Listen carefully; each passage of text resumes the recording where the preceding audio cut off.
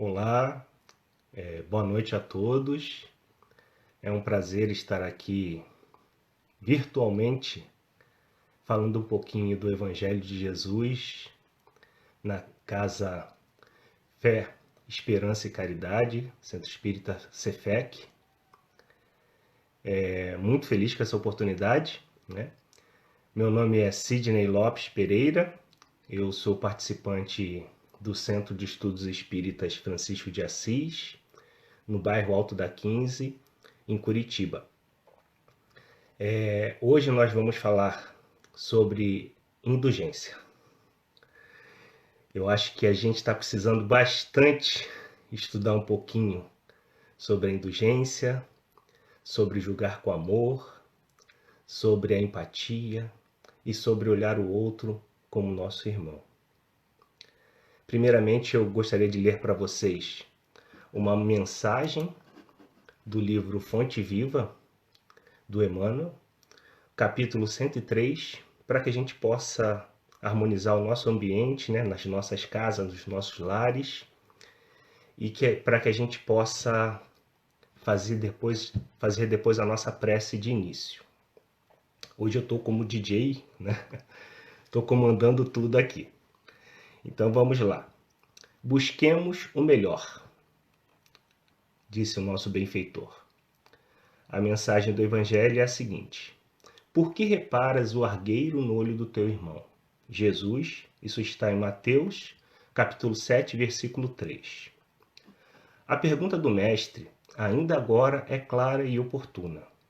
Muitas vezes, o homem que traz o argueiro num dos olhos traz igualmente consigo os pés sangrando.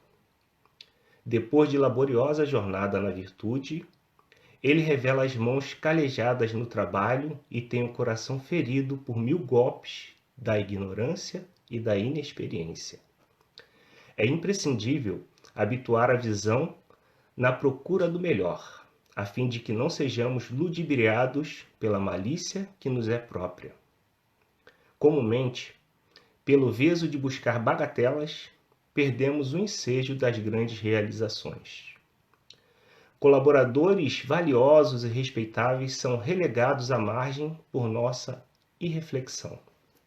Em muitas circunstâncias, simplesmente porque são portadores de leves defeitos ou de sombras insignificantes do pretérito, que o movimento em serviço poderia sanar ou dissipar. Nódulos na madeira não impedem a obra do artífice e certos trechos empedrados do campo não conseguem frustrar o esforço do lavrador na produção da semente nobre. Aproveitemos o irmão de boa vontade na plantação do bem, olvidando as nugas que lhe cercam a vida. Que seria de nós se Jesus não nos desculpasse os erros e as defecções de cada dia? E se esperamos alcançar a nossa melhoria, contando com a benemerência do Senhor, por que negar ao próximo a confiança no futuro? Consagremos-nos à tarefa que o Senhor nos reservou na edificação do bem e da luz, e estejamos convictos de que, assim agindo, o argueiro que incomoda o olho do vizinho, tanto quanto a trave que nos obscurece o olhar, se desfarão espontaneamente, restituindo-nos a felicidade e o equilíbrio através da incessante renovação. Palavras do nosso benfeitor Emmanuel. Então, convido a todos para que a gente possa orar. Então, busquemos conexão com Deus, nosso Pai de amor,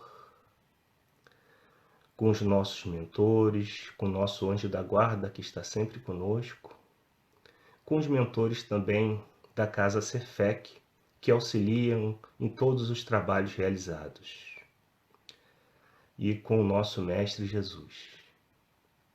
Pai amado, agradecemos a oportunidade de falarmos um pouquinho do Evangelho legado pelo nosso Mestre, que possamos dia a dia colocar os seus ensinamentos nas nossas vidas, nos reformando, modificando os nossos atos, deixando um pouco para trás as nossas mazelas, o nosso homem velho.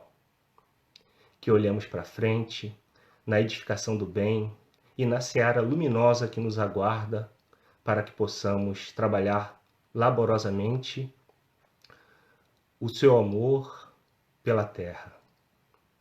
Que tenhamos uma noite com muita luz, com muita paz e que possamos passar a mensagem do Evangelho da melhor forma possível, não obstante a nossa pequenez. Sê conosco, Pai amado, nos intuindo e guiando sempre na seara do bem. Que assim seja.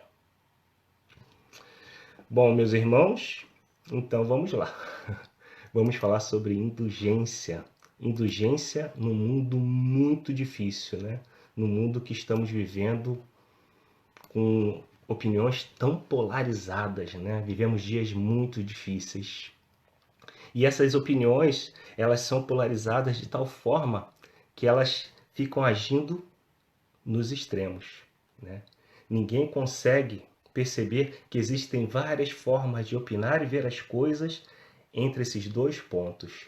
Infinitas formas existem aqui, mas a gente muitas vezes prefere se balizar pelos extremos, né? E fazemos julgamentos inflexíveis, né? Como forma de desqualificação do outro. O tempo inteiro estamos fazendo isso, né? Agora que estamos nas nossas casas, né?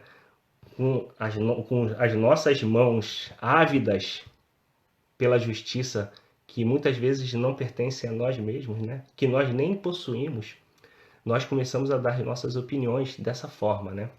E parece até em determinado momento que a gente está se desumanizando, né? Deixando um pouco da nossa humanidade para trás. Tentamos violar as consciências dos outros com brutalidade, mesquinhez, arrogância, egoísmo e principalmente com nosso orgulho, porque nós achamos que sabemos tudo sobre todas as coisas. Há mais de 2000 anos, nós ouvimos o chamamento do Mestre Jesus, do nosso Mestre amado. E será que nós já entendemos? Nós espíritas, né? Temos a codificação espírita. Temos a obra de Kardec. Kardec nos legou toda a sua codificação, seus 23 livros de ensinamentos. Temos uma ampla quantidade também de obras complementares que tiram o véu da ignorância do homem. Mas será que nós estamos buscando da maneira correta? Será que nós estamos utilizando aquilo que nós dizemos professar, a nossa fé espírita, para nos tornar melhores? Como disse Kardec, né? Reconhece-se o verdadeiro espírita pela sua transformação moral e pelos esforços que empreende para domar as suas más tendências, suas más inclinações. E hoje a gente vai falar sobre isso, sobre indulgência, sobre julgar, né? Nós devemos ser pacíficos, mas não devemos ser passivos. Nós temos que tentar auxiliar a melhora do mundo. Então a gente precisa opinar. Mas qual seria a forma que nós deveríamos opinar? Qual seria o limite da nossa opinião? E mais, como deve estar o nosso coração quando tecemos uma opinião sobre outra pessoa? E é isso que eu vou tentar levar para vocês durante esses 30 a 40 minutos. Então deixa eu abrir aqui, né? Indulgência, segundo o nosso dicionário, é disposição para perdoar culpas ou erros, clemência, misericórdia. E indulgência é tão importante para o Espiritismo que, quando perguntado na questão 621 como entendia a caridade o nosso Mestre Jesus, os Espíritos dizem: benevolência para com todos, indulgência para com as imperfeições alheias e perdão das ofensas. Vocês fazem parte, a maioria de vocês, do Centro Fé, Esperança e Caridade. A caridade está no nome de vocês, né? E se nós pensarmos nessas 3 virtudes que formam a caridade, nós podemos pensar que a benevolência é um convite de Deus para uma ação nossa, para que a gente possa ser bons por atos, palavras e ações, para que a gente possa fazer o bem por onde formos, sendo instrumentos da paz de Deus nesse sentido, né? Então a benevolência nos pede uma ação, né? A indulgência, por outro lado, é um convite de Deus para que a gente use o nosso raciocínio, para que a gente pense, né? Para que a gente possa entender um pouco melhor as leis de Deus e fazer bom uso delas, né? Como diz o Evangelho segundo o Espiritismo, quando você entende as leis de Deus, você passa a obedecer às leis de Deus.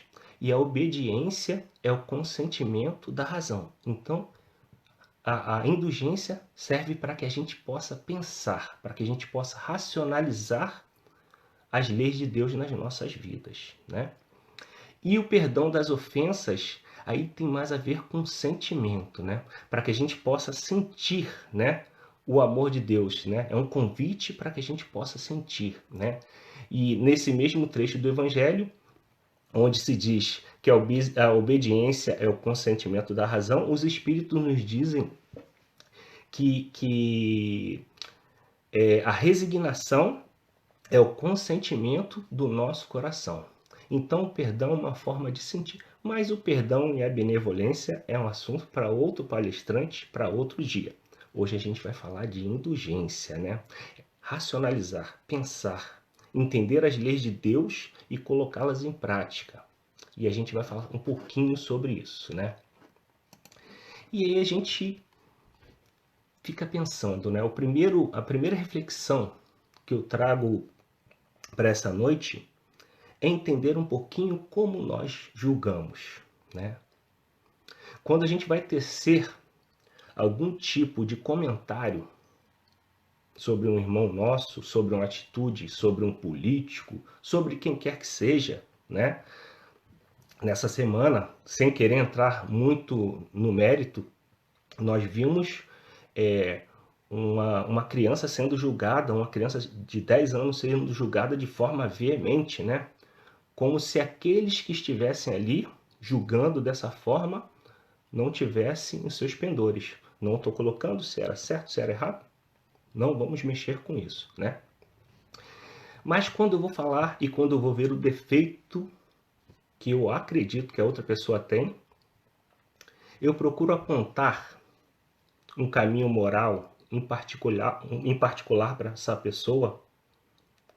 Eu chamo a pessoa, procuro apontar um caminho moral. Poxa, olha só, se você fizer isso, vai acontecer isso, isso, isso. Você está fazendo errado, você pode ferir tal pessoa. Ou eu chamo a pessoa de longe e ligo as trombetas da minha mesquinhez, da minha pequenez e começo a gritar os defeitos dos outros. Qual a forma que eu ajo? Meu dedo é pesado para julgar o outro ou eu tento julgar com amor? Outro ponto que a gente poderia analisar. Minha análise é pautada no ódio, rancor, inveja, preconceito e em outros vícios? Eu tenho o coração cheio de vícios quando eu vou fazer um julgamento? Ou eu tenho o coração liberto de vícios? Eu julgo com preconceito, com xenofobia, com homofobia, preconceitos de toda ordem? Ou consigo respeitar, entender o outro, né? Os Espíritos nos dizem que a humildade é a virtude fundamental e sobre ela todas as outras vão surgindo. Não dá para ser caridoso se não formos humildes. Não dá para ter esperança se não formos humildes. Não tem como nós termos fé se nós não formos humildes. E o mantra do humilde é: eu posso estar errado. Será que quando a gente vai julgar o outro, a gente deixa os nossos vícios de lado e julga o ato? Ou a gente julga a pessoa o tempo inteiro? E isso a gente vai falar um pouquinho mais para frente. E aí a gente vai para a terceira pergunta. Eu tenho capacidade moral ou intelectual para tecer uma opinião? Hoje nós temos opiniões políticas sobre o coronavírus, sobre a vida dos outros, sobre a reforma que o nosso vizinho está fazendo na casa dele, sobre o trabalho do meu colega de trabalho. O meu é melhor, o outro é pior, né? Mas será que eu tenho toda essa capacidade intelectual e moral para fazer um julgamento? Ou eu sou aquele que tem um conhecimento raso e sou tão orgulhoso que eu acho que tenho um conhecimento profundo sobre todas as coisas? Se nós fizermos algumas reflexões nesse sentido, com certeza existem outras. Talvez a gente se livre de estar agindo com falta de indulgência. Então vamos um pouquinho mais adiante. Lembrar um pouquinho da passagem agora do argueiro da trave do olho, que Emmanuel colocou para a gente na nossa mensagem inicial. Como é que vedes um argueiro no olho do vosso irmão, quando não vedes uma trave no vosso olho? Mateus 7, 3-5. Ou como pode dizer a teu irmão, permite-me tirar o argueiro do teu olho, quando eis que há uma trave no teu próprio olho. E aí, a psicologia nos diz o seguinte: geralmente, aquilo que mais nos incomoda no outro faz parte de nós mesmos. O vício que mais me incomoda no meu irmão está instaurado no meu espírito. Muitas vezes é assim que acontece.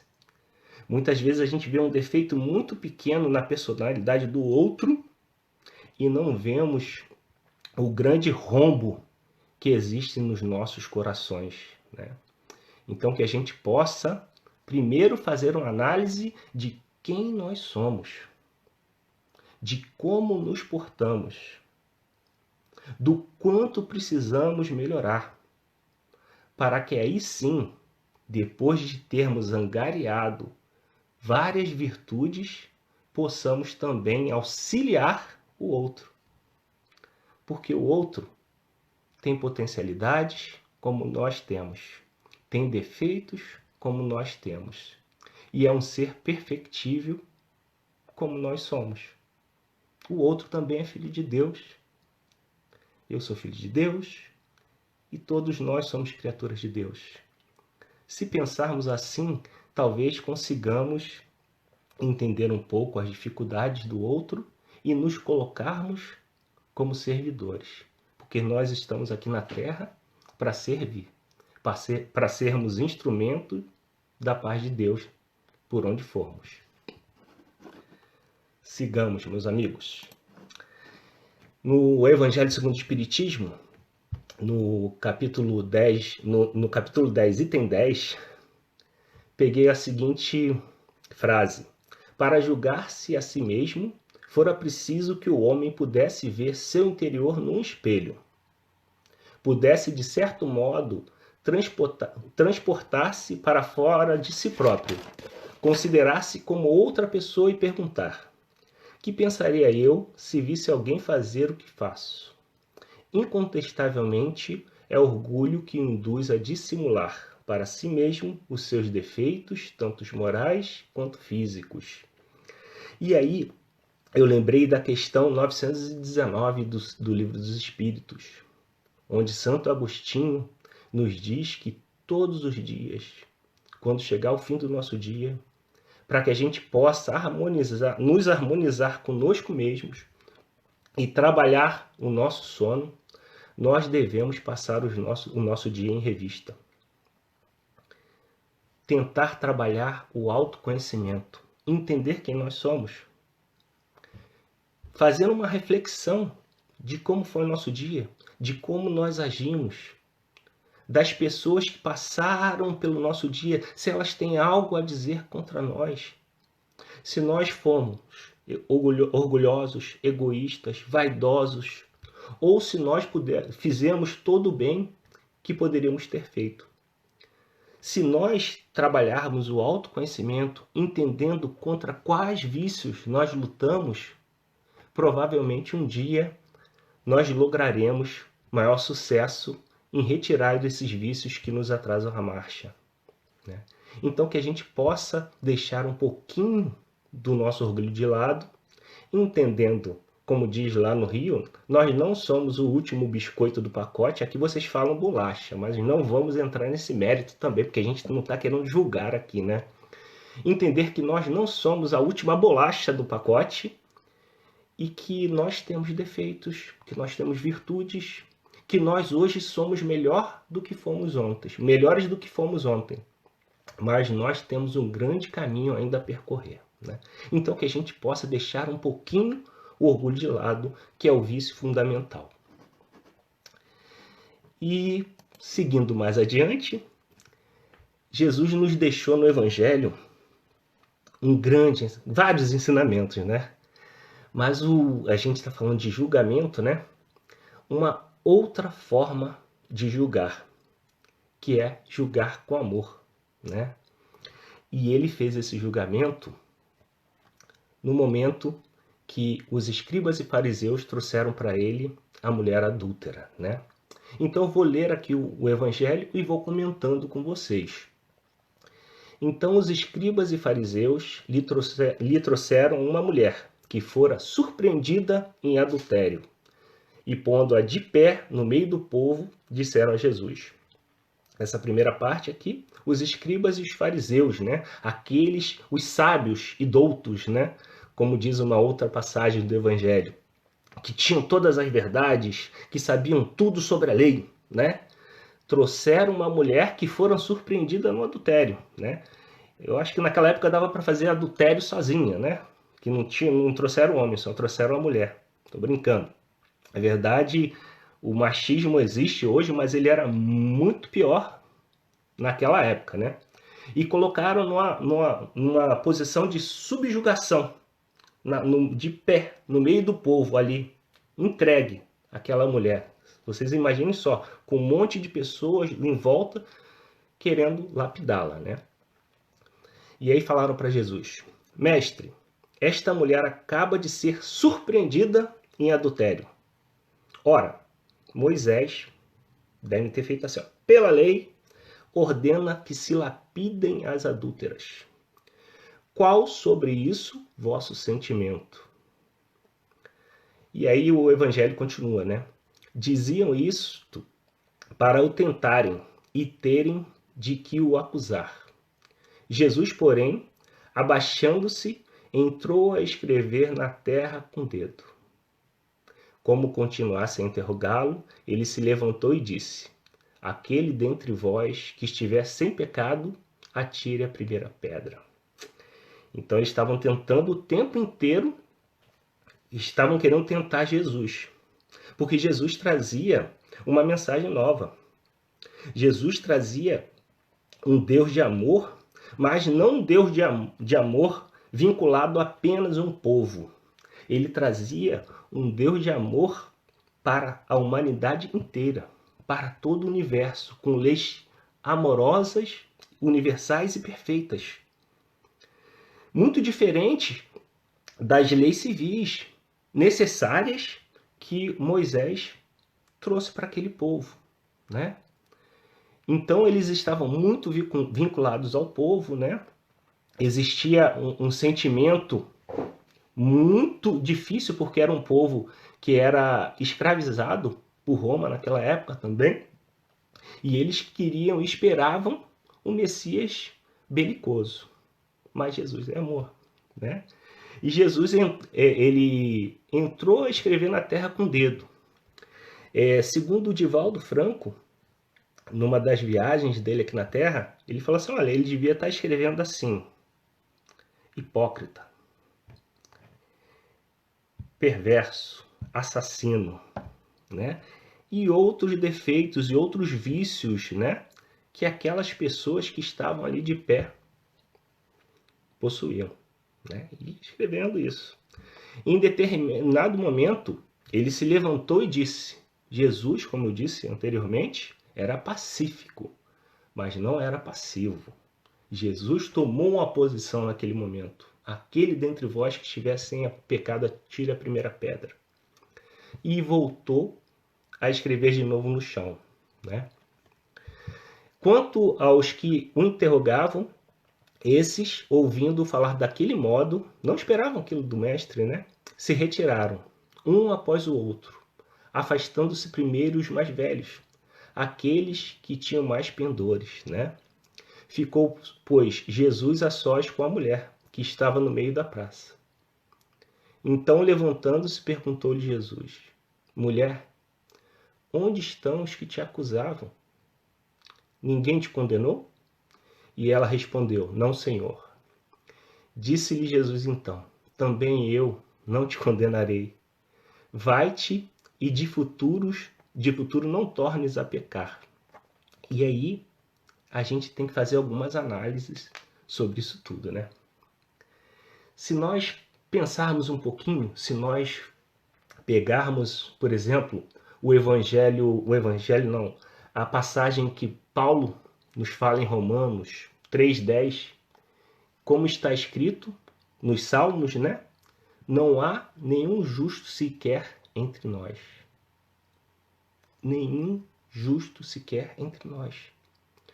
Todos nós que encarnamos na Terra, tirando algumas exceções, nós estamos recebendo algumas dessas exceções agora nesse momento, no momento de transição que estamos passando. Somos espíritos de terceira ordem. Ainda temos mais o mal do que o bem dentro de nós. Mas através dos nossos esforços, como a frase que eu disse de Kardec no início, nós conseguimos domar um pouco as nossas más tendências, as nossas más inclinações. Apesar de sabermos também, e isso é um alívio, é um consolo, que o espírito não retrograda, nós sempre caminhamos, nós podemos ficar estacionários, mas nós não pioramos, né? Essa versão, esse espírito que nós somos hoje encarnados na Terra, é a melhor versão que nós tivemos. Mas ainda assim, todos nós temos as nossas vidas pregressas. Todos nós. E todos nós, como diz um amigo, um grande amigo, temos as nossas mãos sujas de sangue. Todos nós já cometemos muitos pecados. Todos nós já cometemos muitos delitos. Então, entre nós, justos, que pisou na terra, só o Cristo, que era um ser purificado. Todos os outros não. Mesmo os mais luminosos que aqui pisaram. Então, todos nós precisamos também de indulgência. Ninguém há que não necessite dela. Todos nós precisamos que nos julguem com amor também. O nosso mestre nos julga com amor o tempo todo. Suas palavras derradeiras no seu martírio na cruz foram: Senhor, perdoe-os, pois eles não sabem o que fazem. Muitas vezes nós não sabemos o que fazemos. Nós ainda agimos mais por instinto do que com a nossa razão. Porque a gente está se melhorando, mas ainda temos muitos defeitos. Os nossos irmãos também. Os nossos irmãos, muitas vezes, agem mais por instinto do que pela razão. Devemos reprimir o mal, mas ser caridosos com quem o comete. Todos nós somos perfectíveis. Todos nós somos criaturas divinas. Todos nós temos a centelha de Deus dentro de nós. Ele nos legou também as suas leis na nossa consciência, para que a gente vá acessando conforme a gente for trabalhando a nossa introspecção e nos conhecendo, né? Então, o ato ruim a gente deve reprimir. Mas a gente sempre deve lembrar que o ser é perfectível. Que o ser tende à luz. Que o ser vai se reformar. E a autoridade para censurar o outro está na razão direta da autoridade moral daquele que censura. Então a gente lembra daquelas perguntas lá atrás que eu fiz. Será que eu tenho autoridade moral para julgar? Será que eu consigo? Será que eu estou querendo só desqualificar o outro? Ou será que eu vou tentar levar um pouquinho de luz para iluminar o seu caminho, para que ele possa entender aquilo que ele está fazendo e mudar a direção, sua direção? Né? Todo julgamento, nesse sentido, tem que ter um fim útil. Julgar por julgar pode ser só um ato de maldade nosso. Mas se o julgamento tiver um fim útil, talvez a gente possa auxiliar na transformação do outro. Né? A gente sabe que a gente tem que fazer esforços, mas a gente é auxiliado o tempo inteiro por anjos que aparecem nas nossas vidas, amigos, familiares, né? Às vezes pessoas que a gente nem conhece, que conseguem com uma palavra, um gesto, até com um exemplo, mudar o nosso rumo. Temos a espiritualidade que nos auxilia o tempo inteiro. Basta que nós nos conectemos a ela. Porque nós não podemos também auxiliar na melhora e no progresso da humanidade, né? Já que essa é uma das nossas missões. Primeira missão, nos melhorar.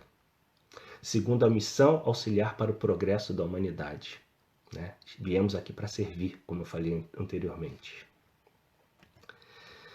E aí, fizemos uma passagem sobre como podemos julgar, qual a melhor forma de trabalharmos os julgamentos nas nossas vidas, mas muitas vezes nós somos muito mais duros conosco mesmos do que com os outros, né? Até aqui uma passagem do Evangelho, o Espírito Protetor José nos diz o seguinte: sede, pois, severo para convosco, indulgente para com os outros. Kardec nos diz que nós devemos trabalhar com a razão o tempo inteiro. É claro que a gente deve se cobrar. Eu falei da questão 919, para que a gente passe o nosso dia em revista. E nesse sentido, eu acho que essa severidade é uma severidade boa. Mas a gente não pode extrapolar, né? Porque a gente também tem que ser indulgente para conosco. Né? Muitos casos de depressão, suicídio, é por falta de indulgência da pessoa para consigo mesmo. Né? Muitos males ocorrem nesse sentido. Então, eu sempre lembro daquela passagem chamada Desiderata, que dizem que foi encontrada numa igreja, mas na verdade não, é um texto do começo do século XX, que diz que você é filho do universo, irmão das estrelas e árvores, e merece estar aqui. E mesmo que isso não lhe seja muito claro, saiba que o universo caminha como deve. Seja leniente consigo mesmo e com os outros. Julgue-se com amor, né? Porque os erros, eles acontecem. Mas um dia nós iremos os perceber e poderemos mudar a forma de lidar com a nossa vida, né? Devemos julgar os nossos atos com amor. Entendendo, nossa, eu errei. Errei, mas eu vou ficar mais atento para que eu não erre novamente. Eu sei que eu vou ter que reparar o meu erro, né? Muitas vezes é um erro muito profundo, mas ainda assim que eu possa fazer dessa uma encarnação regeneradora. Porque Deus nos colocou na Terra ou em qualquer um dos seus orbes para que a gente possa se melhorar. Ninguém encarna fadado ao fracasso. Ninguém encarna fadado ao mal. Eu sei disso, vou me tratar com mais amor. Isso não quer dizer que a gente deva fugir dos nossos próprios erros. Não. A gente tem que tentar trabalhar os ensinamentos advindo dos erros que nós fizermos. Entendendo que erramos, mas percebendo que nós também somos perfectíveis e que podemos mudar a nossa forma de agir, né? Entendendo que somos imperfeitos, que também necessitamos de indulgência, que devemos nos respeitar como seres eternos, nos perdoar corrigir as nossas falhas, sacudir a poeira e seguir em frente. Não nos resta outra coisa. Temos que seguir em frente. É bom para nós que nós sigamos em frente. É bom para o nosso espírito, para as nossas experiências, que nós sigamos em frente. Não existe nenhum erro maior do que a nossa capacidade de chegarmos a espíritos puros. Os erros que nós cometemos são acidentes de percurso. São só acidentes de percurso. Eles aconteceram conosco, mas um dia deixarão de acontecer. Mesmo o ser mais vil que encarnou na Terra. Desses que a gente estuda, né? Desses da Segunda Guerra, ou de outras épocas, ou esses mesmo que a gente tenta o tempo inteiro desqualificar nos nossos dias. Mesmo esses. E aí eu vou trazer para vocês 3 exemplos disso que eu estou dizendo. Aí você fala assim, poxa, mas você pegou pesado com os exemplos. Mas a gente está falando de cristianismo, né? Jesus, quando escolheu seus apóstolos, ele escolheu pessoas com defeitos também, né? Ele não escolheu seres perfeitos. Ele nos mostrou que as pessoas podem se modificar. E o primeiro exemplo que eu vou trazer para vocês, de um ponto de inflexão, de uma pessoa que errou, mas ela se reformou, Saulo de Tarso. Já ouviram falar?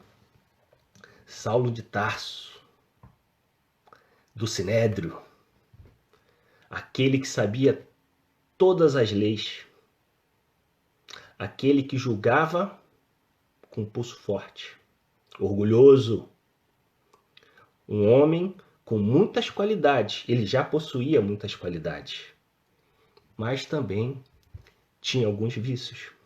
Talvez o maior dos seus vícios fosse o orgulho. Saulo de Tarso matou muitos cristãos, perseguiu tantos outros.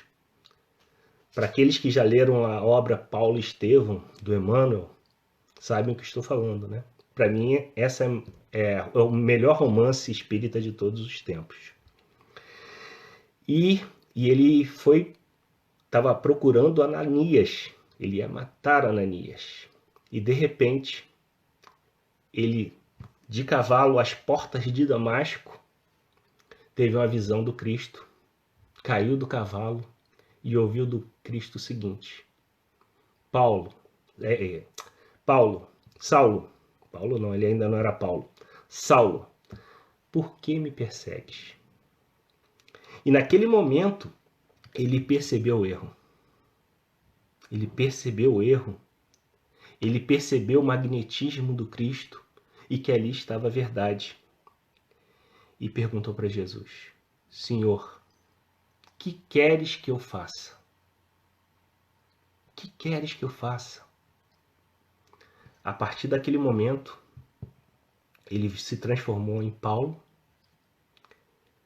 foi ter com todos aqueles que ele havia perseguido, mostrou a mudança de conduta e foi o grande divulgador do cristianismo nascente.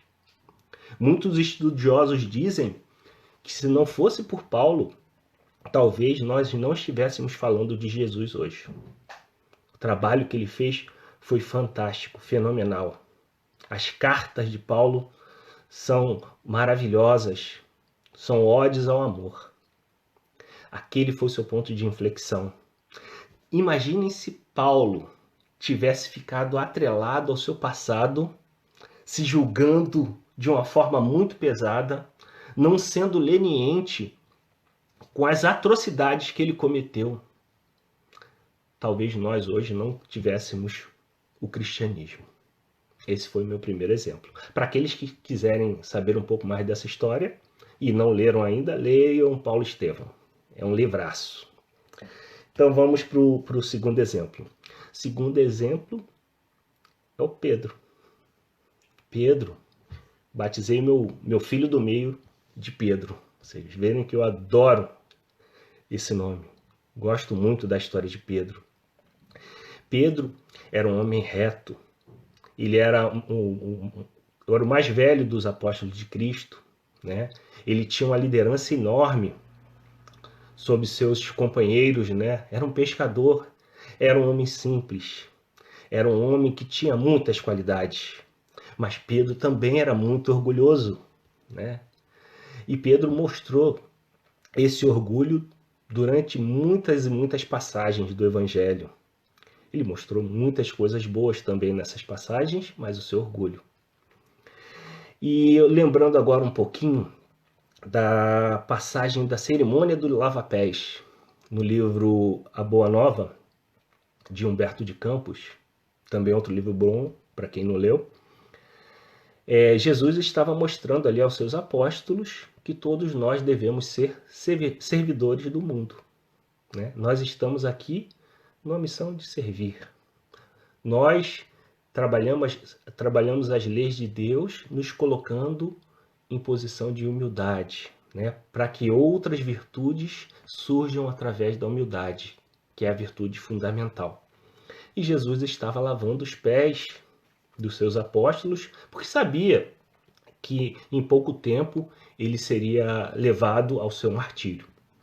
E Pedro ficou muito transtornado com aquilo, porque ele achava que o mestre não podia se colocar numa posição daquelas. E ele não estava triste com o mestre, porque ele sabia o espírito que é Jesus.